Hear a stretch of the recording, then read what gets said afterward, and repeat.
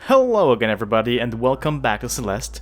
Today we are going to enter the Mirror Temple, which is a really interesting chapter. Not just in terms of its gameplay, but we will of course see that as usual.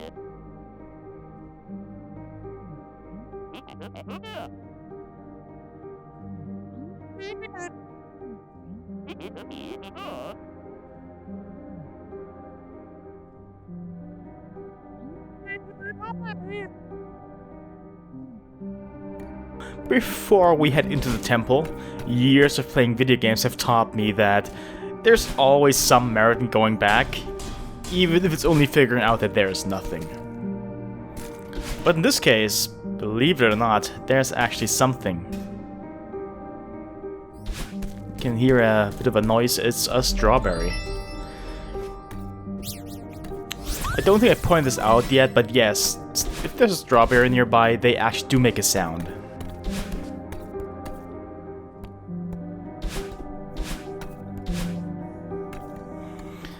Here we have the gimmick of the level. These blocks are very similar to the traffic light blocks in the first chapter, only we can control them by dashing.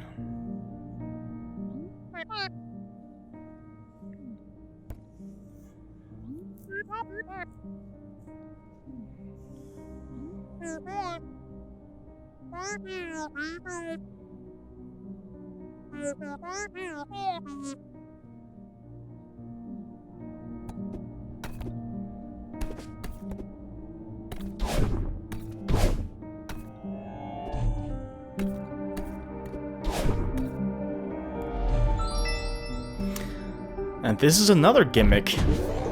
It's like the bubbles in the previous chapter, only this time they don't just go for like a very short distance, they actually go until they hit a wall or until you dash. And your dash gets reset, of course. So there's always that.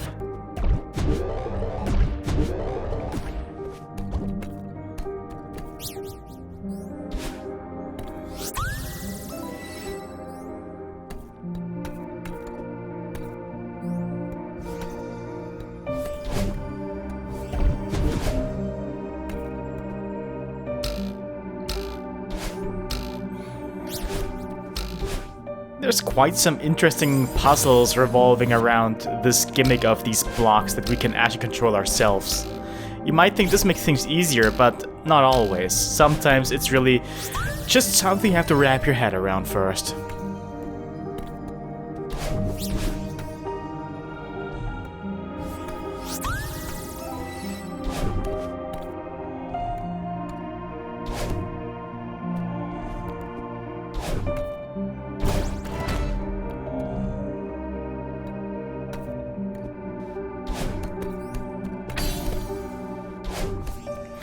Overall, this chapter seems a bit more open than the others. Mainly because, especially in these early sections, there's a lot of branching paths leading to strawberries. Really feels like you're exploring some old ruins. Oh, and also pay attention to the music for no particular reason for the time being. Just want you to remember the tune.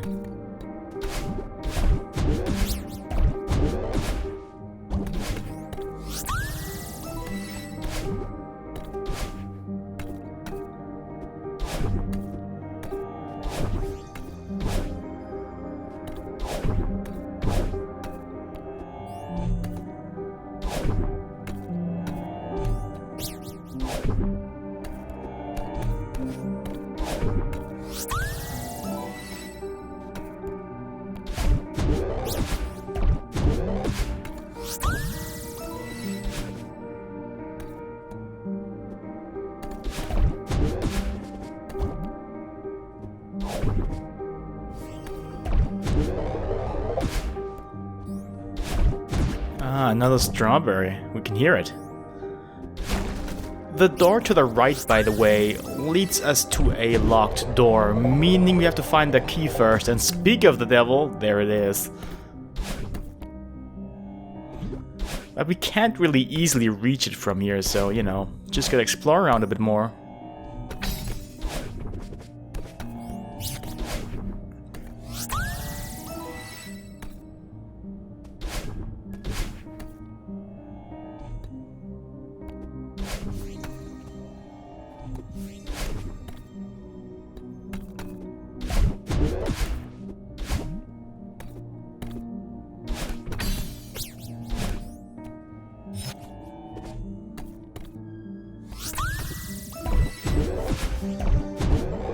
This will not be the first time this chapter does this, but sometimes you actually have to ride one of these bubbles into a different screen.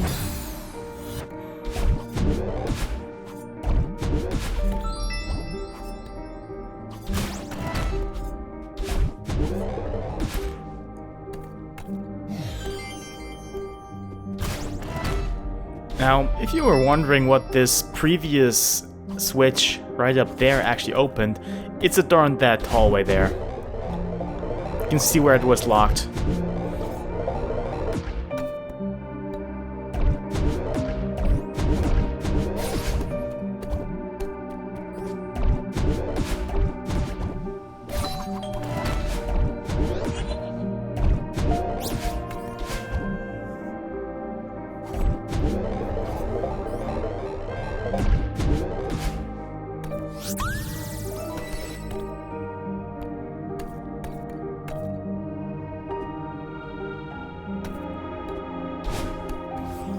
In terms of speedrunning this level, by the way, you cannot just skip all the strawberries, of course, but you can also skip, like, 2 rooms.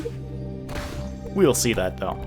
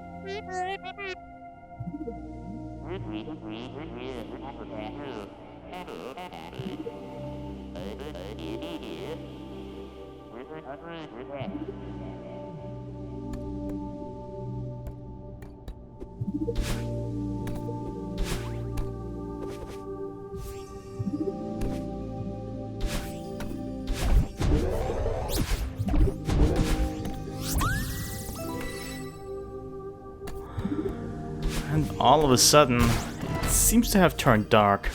Well, of course, I know that it's been dark here all along. It's just we're so deep in the temple now that it's dark. It's just dark. No daylight.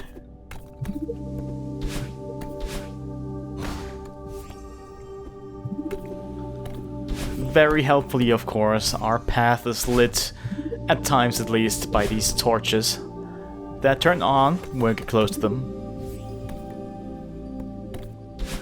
There is, by the way, no reward for actually turning them all on. It's fun, though.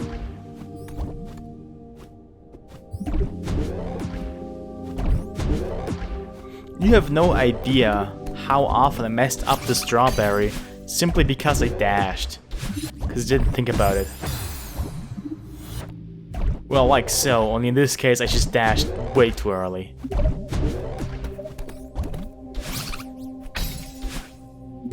But just dashing between those bubbles is also something that, I don't know, I just happen to be doing way too often, even though I know I'm not supposed to.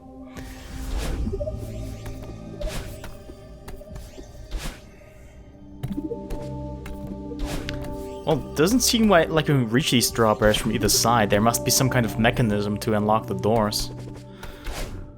Oh well, time to look around.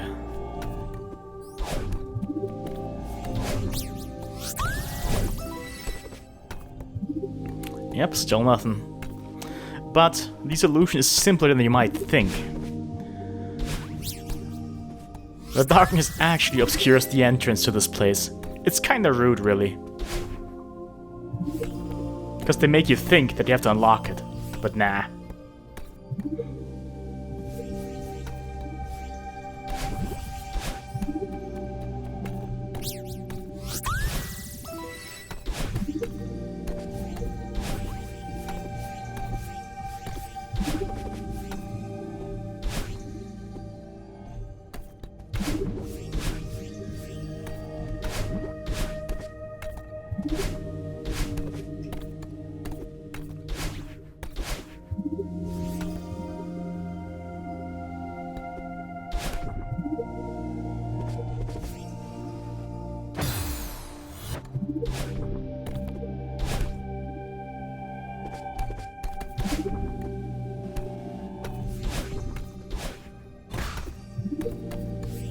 If there's any complaint I have about this game, is that it often just locks paths behind you, either by literally slamming a door shut, or sometimes having these like one-way passable like platforms. It's in the game that's way too often. Aside from that, I love it pretty unconditionally though. Even if I sometimes really rush through a room transition and just die because I slam into spikes.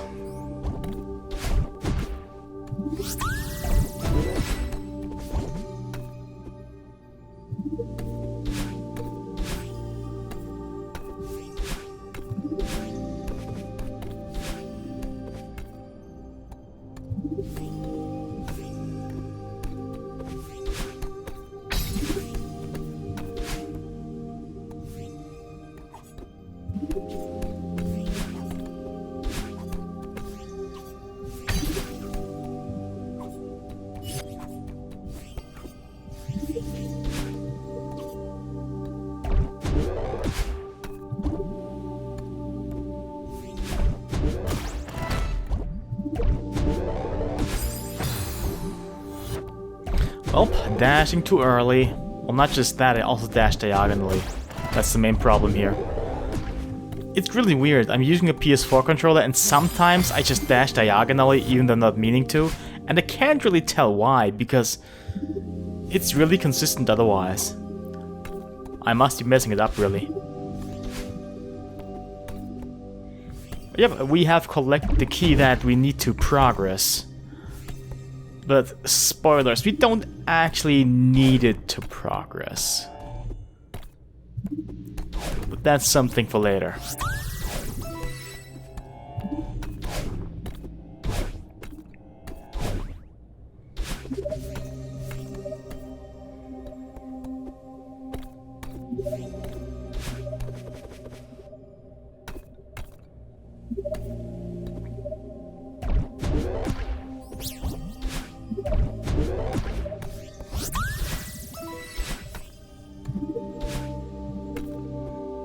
And this time we actually have to unlock it, I swear.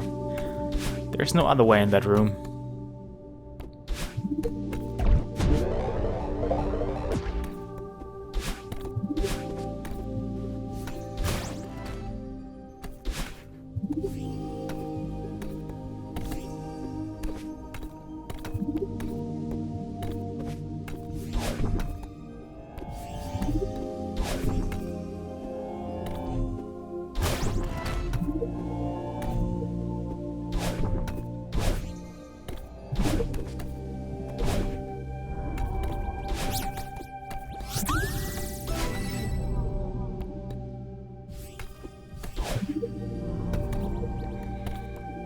I said this before, I know, but I really love these puzzles.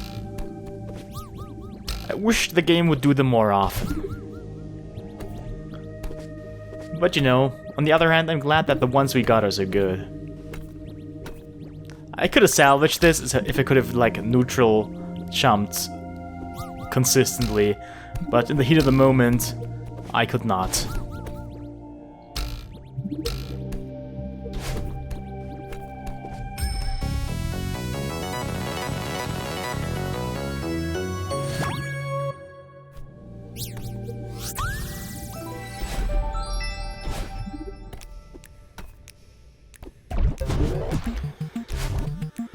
This is a very rude B-side. B-side unlock, that is. Because you have to time this bubble just right so you can pass through 2 of those rhythm blocks. But you know, all's fair.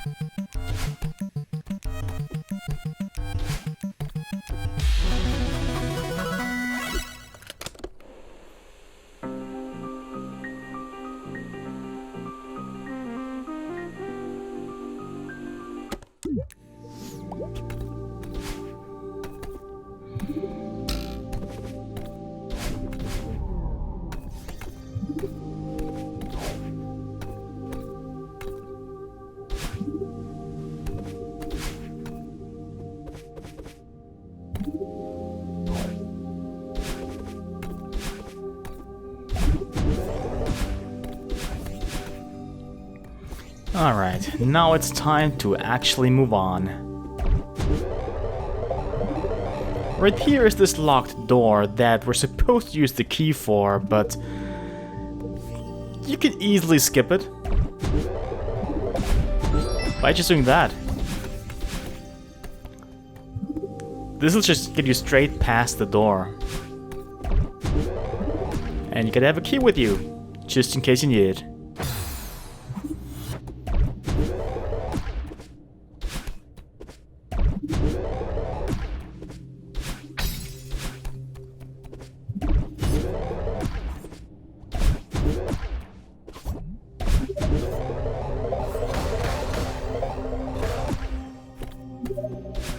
Alright, now we could go up, which is progress, but this looks suspicious, yeah.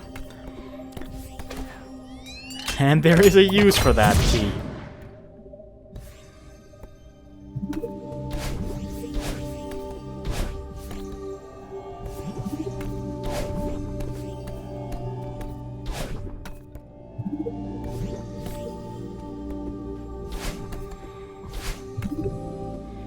Yep, a crystal heart.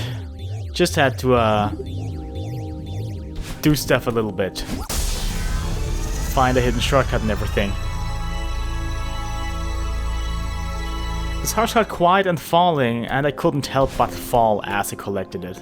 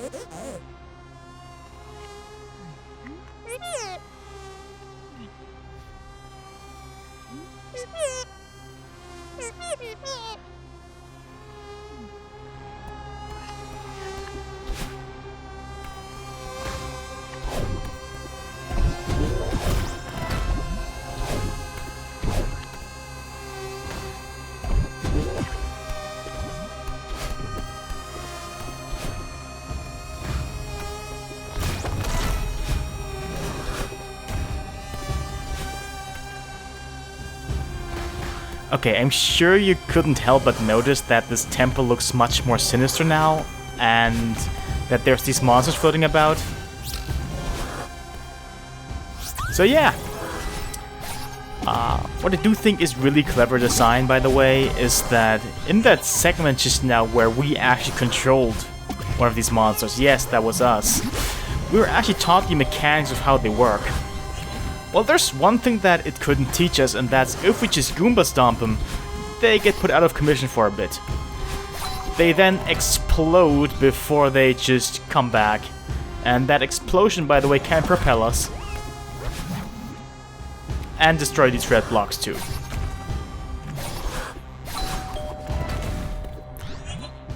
And yes, those monsters can also activate switches.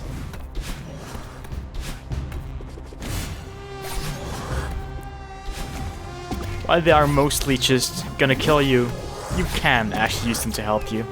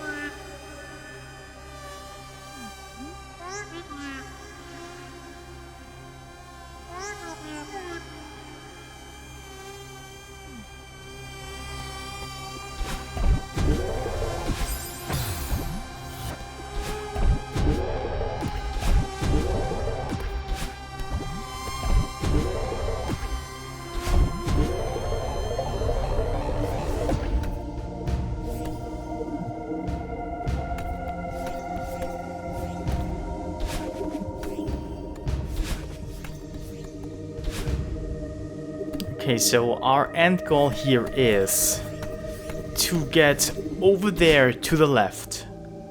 There is a way to get there, of course. You might be able to guess it if you paid attention to my explanation of how dash jumping works. But we're not gonna do that now. We're just going to explore every little bit of this area.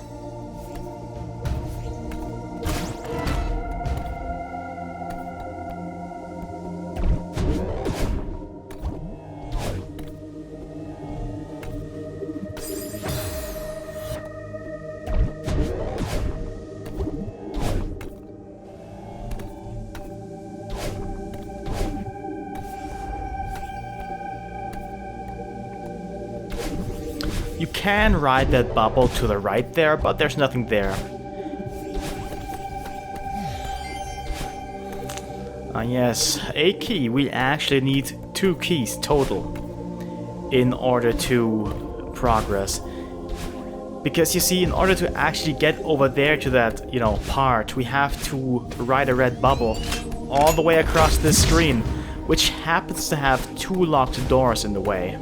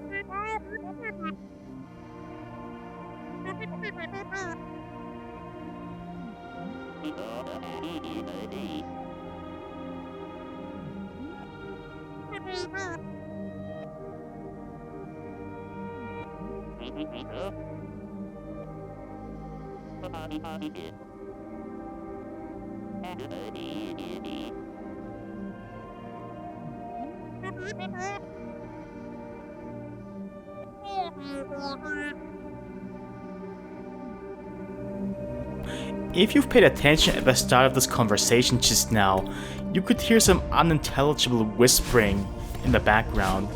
This isn't actually specific to this conversation, it's actually part of the music. And, you know, can't just happen any time, depending on the part of the music we're on right now.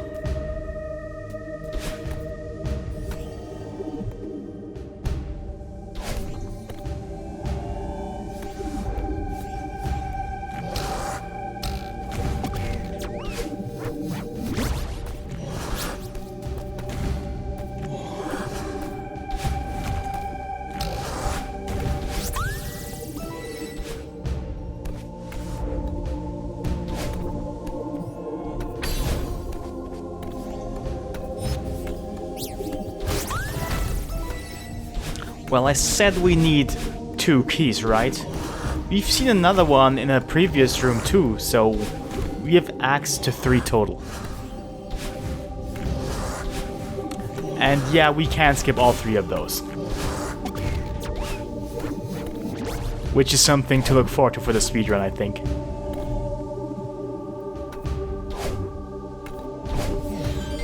So yeah, now we could, theoretically, if we so desire, just leave this area already, because you only need 2 keys.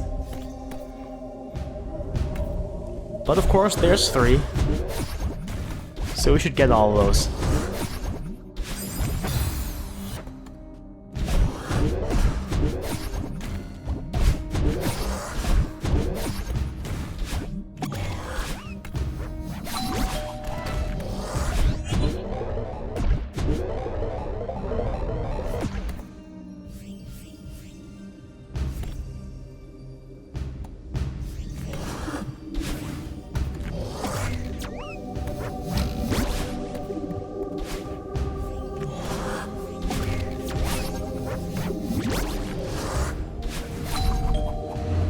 And there's not normally a way to take those out permanently, but I guess if you squish them, you can actually do that.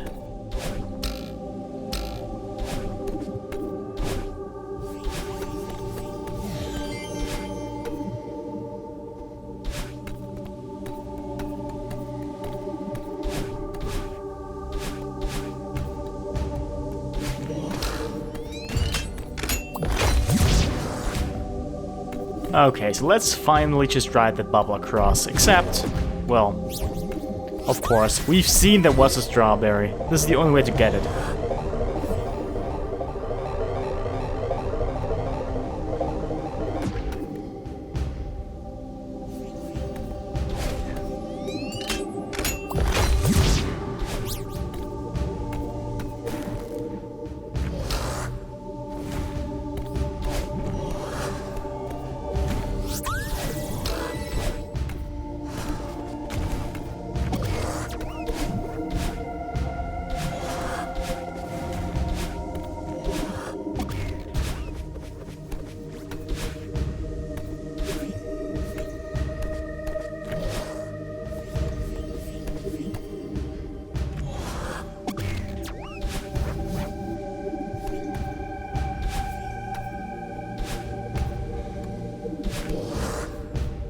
Normally you wouldn't know there's a switch here behind that block, but I already know that, so I can just skip the entire figuring it out part. Normally though, the figuring it out part would probably take you a little bit longer.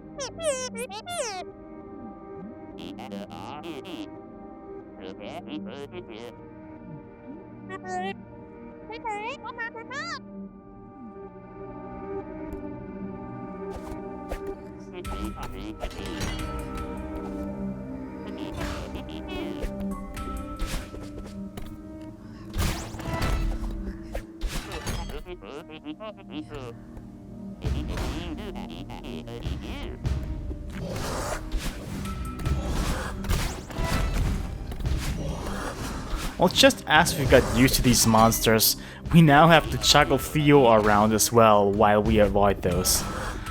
And on top of that, we have to like press switches. Which, by the way, I could just throw Theo at him. And yes, while we cannot climb with Theo, at least while carrying him, we can actually wall jump. Which means we can also neutral climb if we wanna.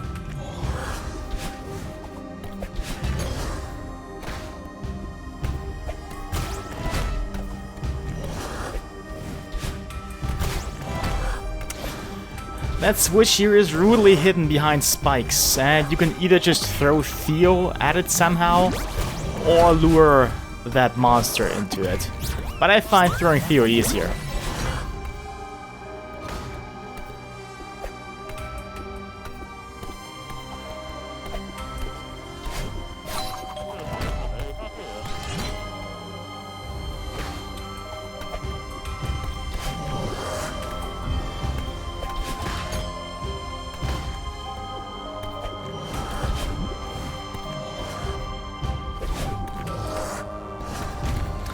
By the way, you have to carry Theo to the golden doors, and he cannot be too far away from the screen transition for you to actually leave the room.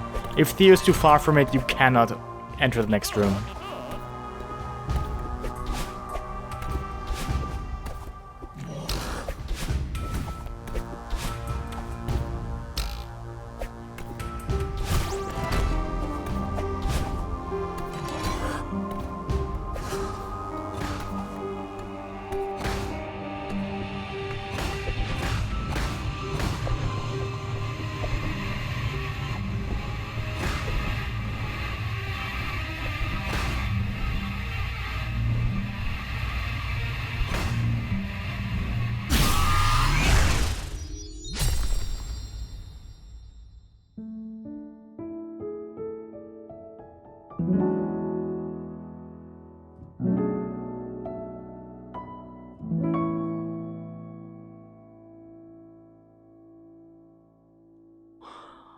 Well, that was quite something, wasn't it?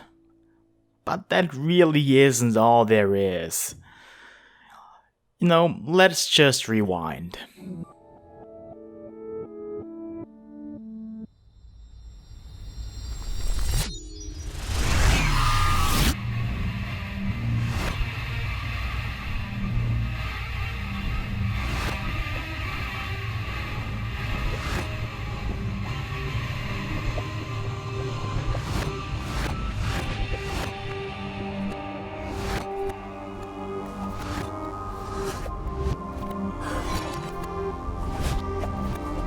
That's right, the music is actually the theme from the start level backwards. Better yet, that whispering we've heard, it's not just gibberish, it's actually backwards.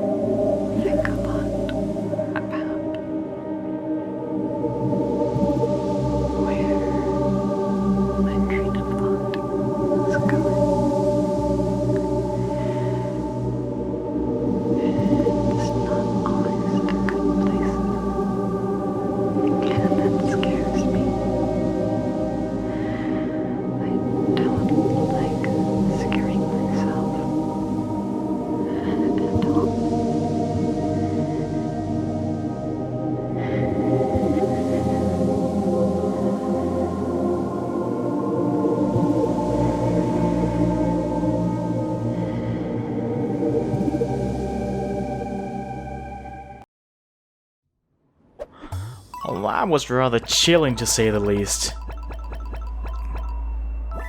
At least we collected everything. But as usual, now it is time to step up the pace a little bit for the fast version of this level.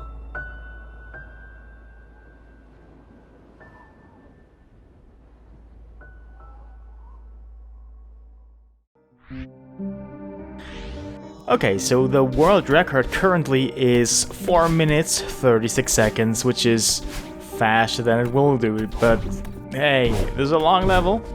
Lots of potential to save and lose time. The cool thing about it though is that there are 3 fairly substantial skips.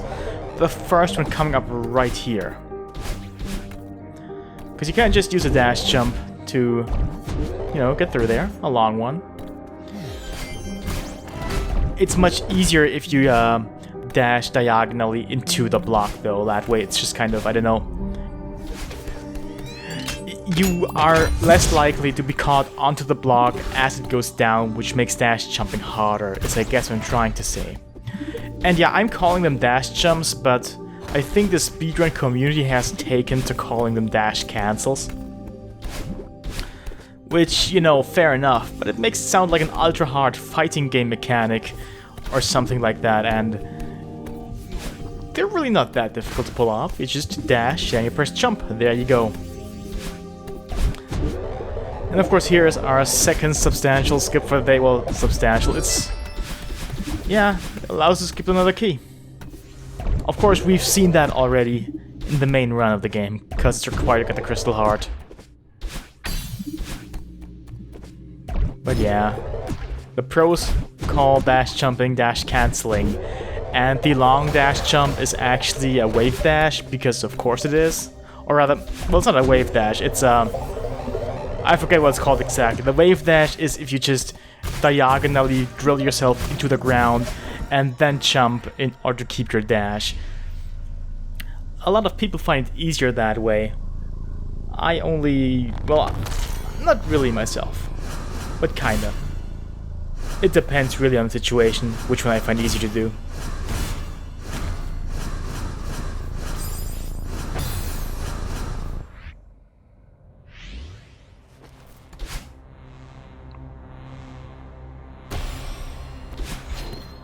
And of course, this spot is really cool if you want to practice your cutscene skips. Favorite part of all my speedruns. Press in buttons, then press another button, and you know how it goes. Menus. Fun.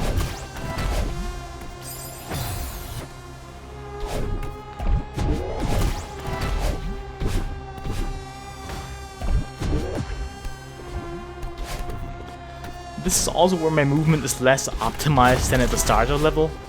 Mainly because, well, if you are practicing to go fast, you will see the starter level way more often than the latter parts, even though this game is very generous and lets you select sections from the chapter select, so you could technically start in this part of the level if you felt like it. You can't just change the starting point on a per screen basis, but there's just certain breaking points in the level.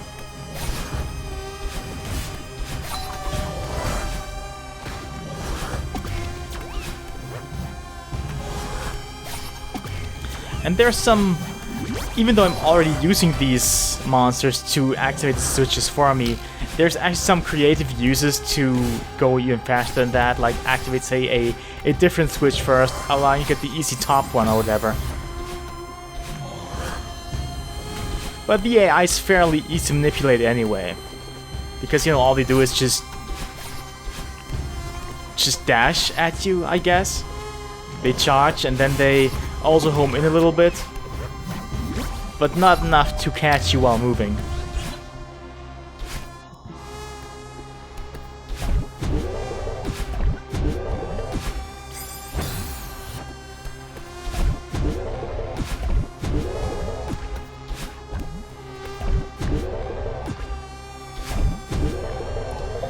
Okay, so coming up is actually already the third really big skip that we're gonna do, because we just skip collecting 2 keys. Yep, just a dash jump into the wall and back, and you can do that. Fun. And saves a lot of time. But you might be noticing that we're already closing in on the world record, and yep, we're past it. So I don't think this surprises anyone, but we're not gonna make world record in any of these runs. I'm just not that good at the game to pull that off. But I really encourage you to look up runs of, you know, runners that actually, like, avidly play this video game. Like, more avidly than I do. Because they have some really, like, fluid looking and really optimized paths through the levels, often using just dash, jumps, slash cancels and the likes in a variety of ways, just to go faster. They string together in really specific ways, and I do the 2 at times. Mostly at the start of the level because, again, this is the part you'll see the most and practice the most.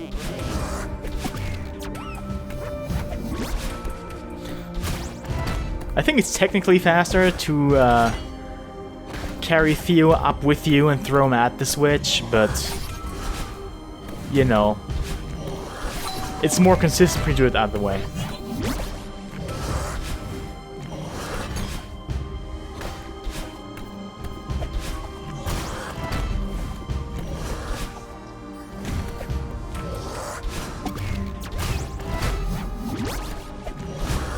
And this room here is actually kind of the bane of my existence. Well, not this room in particular, but just these monster rooms for going through them fast. Even though if you do the exact same thing every time, it is 100% consistent. I don't really do the exact same thing every time. It is still forgiving enough to give you some leeway, though.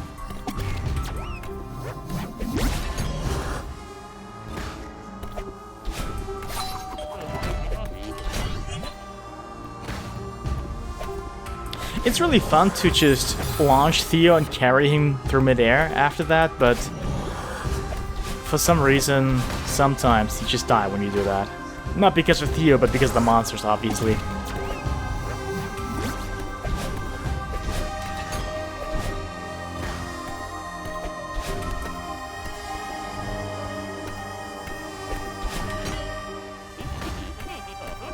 Okay, this is the final real room of the game, and I'm doing it in a less efficient way than I did in my normal run, so look forward to that. This was technically gonna be faster if it hadn't been so sloppy. But this is just how it goes sometimes. Okay, so what you need to know is that dashes reset your momentum and force it actually, while jumps carry it. So to dash through these waves, you just gotta dash. And you won't lose any speed. But yep, that is it. 7 minutes, 36 seconds. 3 minutes slower than world record. But you know, whatever. We don't need to be the best, after all. But for once, I will show you something a little extra after the speedrun, because there's a little bit of a stats screen. And yes, it does count deaths from my failed attempts too, by the way. In case you were wondering, they didn't match up. So here we have the stat screen. This is every level. The star basically means that we've cleared it 100% in a single run. All the other stuff is self-explanatory. And on the next page we have our shortest time speeding the level. It counts both clears, which is what they in the business call any percent, and full clears, which is 100%. Now the 100% runs are just my normal times of me just playing for the LP, while the clears are the speedrun times that we have here. It also just keeps track of the lowest deaths you've ever had, but hey, who cares? And finally, this is really interesting, this is all the crystal hearts we have, and we can actually move them around, rearrange them to, I don't know, do something. Now, Matt Thorson, who made this game, or is one of the developers anyway, has said that there's nothing to it, but, you know, I want to believe. I know there's nothing to it, I just have to pretend there is. 'Cause that's fun. Anyway, global stats. Whatever. Not mine. Well, I'm part of those, I suppose. And maybe you are too. If you've played on Steam, that is. But that is it for the day. Next time, the chapter will be Reflection, and it's a cool one, I think. And a different one too. So see ya then.